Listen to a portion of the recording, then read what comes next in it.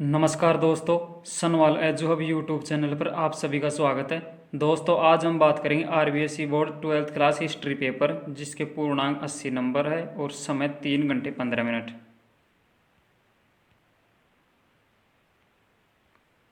Question number first का पहला है, सिंधु सभ्यता का स्थल कालीबंगन निम्नलिखित में से किस राज्य में स्थित है? ऑप्शन ब, राजस्थान के हनुमानगढ़ जिले में। क्वेश्चन नंबर 2, मोहनजोदड़ो बस्ती कितने भागों में विभाजित थी? ऑप्शन ए, 2 भागों में। क्वेश्चन नंबर 3, तीर्थयात्री स्वयं सांग किस देश से आए थे? ऑप्शन ए, चीन से। क्वेश्चन नंबर 4, गोमती पुत्र श्री सातकर्णी किस वंश के प्रसिद्ध शासक थे? ऑप्शन से, सातवाहन। क्वेश्चन नंबर 5, जैन परंपरा के अनुसार महावीर से पहले कितने तीर्थंकर हो चुके थे? ऑप्शन से, 23। क्वेश्चन नंबर 6, निम्न में से कौन सा युग्म सुमेलित नहीं है?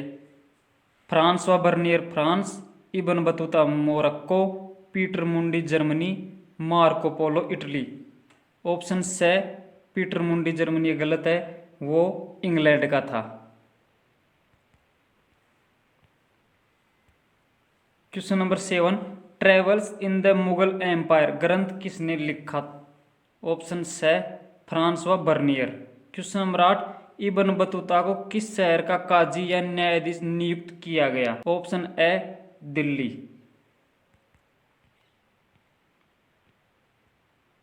क्वेश्चन नंबर 9, विजयनगर साम्राज्य की स्थापना किस वर्ष हुई थी? ऑप्शन ब, 1336 में।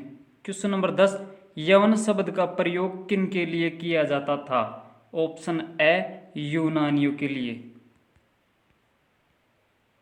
क्वेश्चन नंबर 11, बंगाल में इस्तमरारी बंदोबस्त कब लागू किया गया? ऑप्शन ब, 1793 में। क्वेश्चन नंबर 12, निम्न में से कौन सी घटना सबसे पहले हुई? ऑप्शन द, जलियांवाला बाग हत्याकांड। क्वेश्चन नंबर 13, संविधान सभा के कुल कितने सत्र हुए थे? ऑप्शन ब, 11। क्वेश्चन नंबर 14, संविधान निर्माण के समय भारत सरकार के संवैधानिक सलाहकार कौन थे? ऑप्शन से, BN राव।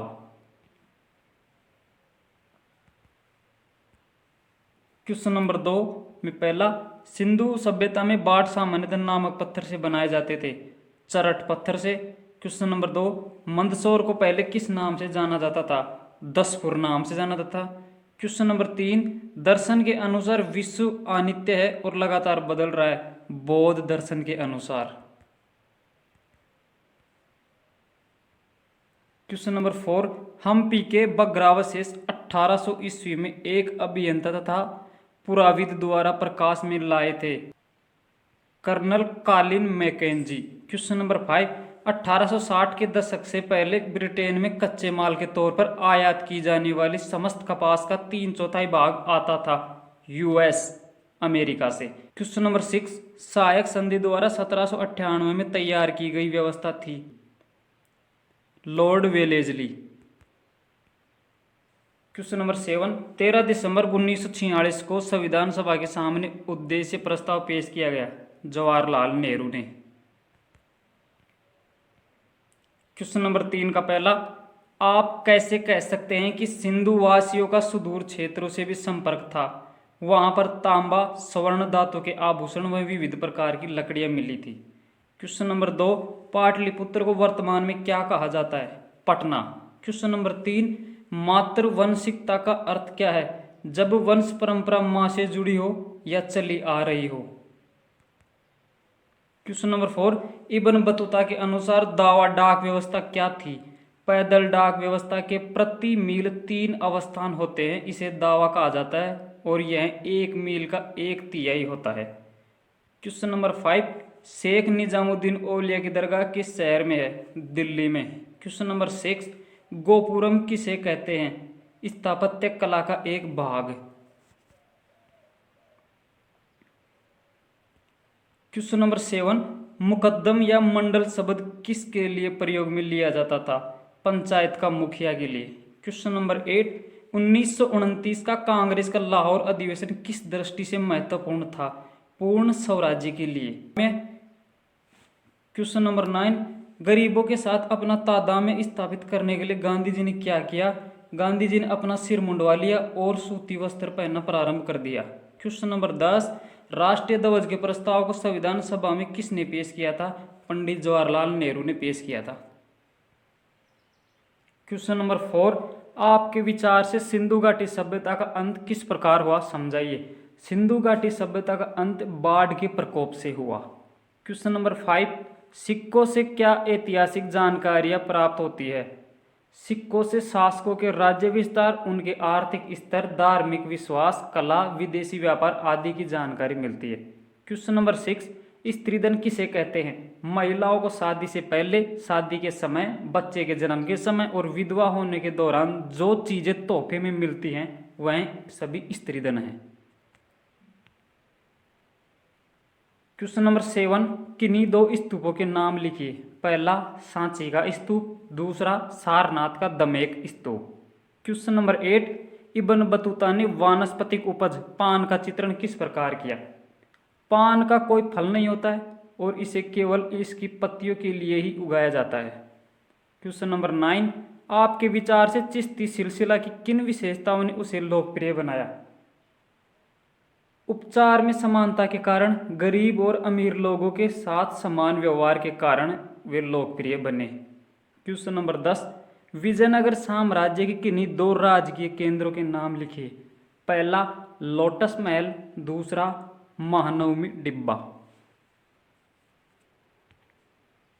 क्वेश्चन नंबर 11, पोलज व परोती जमीन में अंतर स्पष्ट कीजिए। पोलज वह भूमि जिस पर हर एक फसल की सालाना खेती होती है, पोलज कहलाती है। परोती वह सीमांत भूमि जिस पर प्रतिवर्ष कृषि नहीं की जाती है, परोती भूमि कहलाती है।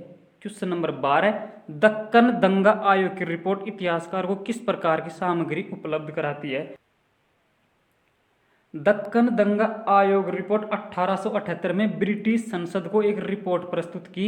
यह सुनिश्चित करता है कि किसानों को गिरफ्तार नहीं किया जा सकता है।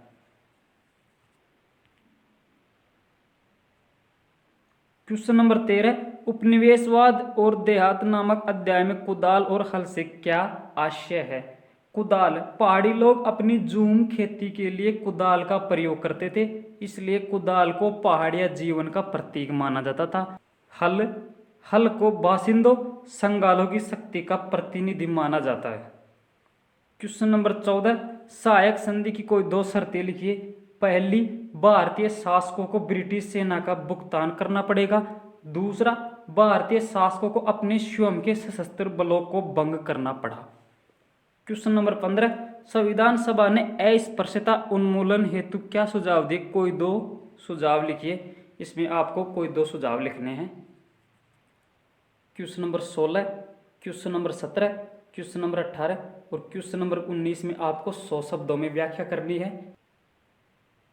क्वेश्चन नंबर 20, क्वेश्चन नंबर 21 में आपको 250 शब्दों में व्याख्या करनी है। क्वेश्चन नंबर 22 में दिए गए स्थानों को मानचित्र में अंकित करना है। ए है राखीगढ़ी। राखीगढ़ी हरियाणा में स्थित है। नासिक महाराष्ट्र में स्थित है। पाटलिपुत्र बिहार में स्थित है। कलिंग ओडिशा में स्थित है। मेरठ उत्तर प्रदेश में स्थित है। 22वें का अथवा रंगपुर गुजरात में स्थित है। अजंता महाराष्ट्र में स्थित है। उज्जैनी मध्य प्रदेश में स्थित है। मथुरा उत्तर प्रदेश में स्थित है। मद्रास तमिलनाडु में स्थित है। अगर आपको हमारा वीडियो अच्छा लगे तो वीडियो को लाइक करो, शेयर करो और किसी क्वेश्चन में कन्फ्यूजन हो तो आप नीचे कमेंट करो और Sanwal edu hub YouTube channel को जरूर सब्सक्राइब करो। वीडियो देखने के लिए आप सभी को थैंक्स।